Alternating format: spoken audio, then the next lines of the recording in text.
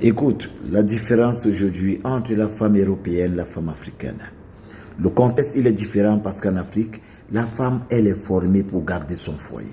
Elle est formée pour éduquer les enfants, les envoyer à l'école, essayer de canaliser son foyer. C'est pour ça qu'elle est la maîtresse de la maison.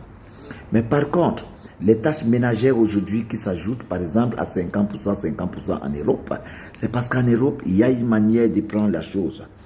Vous allez voir qu'il y a des couples aujourd'hui qui ont même le planning en Europe, 50%, 50%, vous faites la vaisselle au matin, la dame, elle va préparer le soir. Ou encore, vous, le soir, vous allez préparer, demain, la dame, elle va préparer. Demain, vous avez peut-être la vaisselle et que vous allez amener les enfants à l'école, la dame, elle va s'en occuper pour une autre tâche. Alors, c'est 50%. Mais par contre, en Afrique, c'est la différence. La femme, elle est formée pour son foyer. C'est pour ça qu'elle est capitalisée dans son foyer.